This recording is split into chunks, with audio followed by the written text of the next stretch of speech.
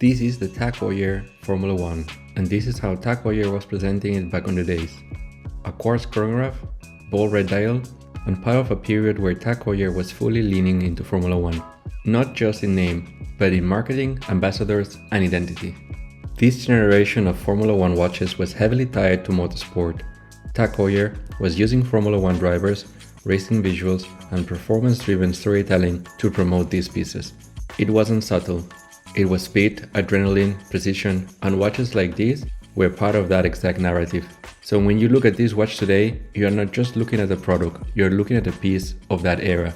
The TAG Heuer Formula 1 sits in that late 2000s window, roughly around 2007 to early 2010s. It appears in catalogs around 2011-2012, which confirms it had a proper run in the lineup.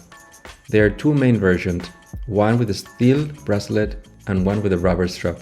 Same watch, same identity, just different wear. And when you connect it back to the advertising, the design makes completely sense. The red dial is bold, direct, and very much aligned with racing visuals. The black bezel adds contrast, and that overall look feels aggressive without being over the top. This is a watch designed to reflect the F1 energy, not just a reference.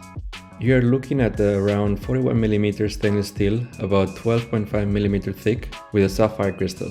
Water resistant across this F1 chronograph line is typically 200 meters. The bezel is black, unidirectional, although sources don't fully agree on whether it's tachymeter or 60mm scale. But overall, the build is solid, practical, and clearly made for daily use. The dial is really what defines this watch. You have a solid red dial, not color changing or radiant, just a strong, uniform tone that immediately stands out. It's bold, very direct, and clearly aligned with the racing identity TAG Heuer was pushing at the time. The layout is classic quartz chronograph. 3 subdials, evenly spaced, giving it that balanced and functional look. Depending on the movement inside, whether the ETA or the Ronda, the exact configuration can vary slightly, but visually, you get the same structure, a clean, sporty chronograph layout designed for legibility. The date window sits between 3 and 4 o'clock, which is quite typical for this family. It keeps the symmetry intact while still being practical. The applied hour markers and hands are filled with lume, and that contrast between the red dial, white elements, and black subdials makes everything easy to read. There is no unnecessary decoration here. Everything is designed to be clear, functional, and consistent with the F1 theme. Bold, precise, and easy to read at glance.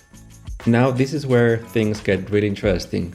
All sources agree this is a quartz chronograph, but the exact movement inside is not consistent. There are essentially two main possibilities documented.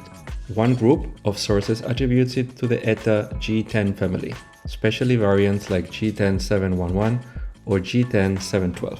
Another set of sources, mostly dealer listings, mentions a Ronda 504OD. So in reality, there are two different types of mechanisms that can be found inside this reference, depending on the specific watch. And unless you open the case, you won't know which one is inside. When new, this watch sat roughly around 1,100 and 1,300 Swiss francs, depending on the market. Today, most examples sit between 750 and 1,000.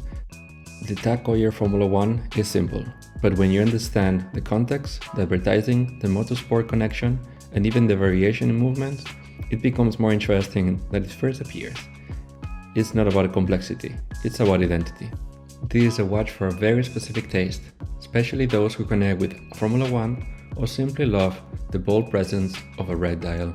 If that speaks to you, make sure to like and subscribe. There's a lot more coming on Brothers and Watches.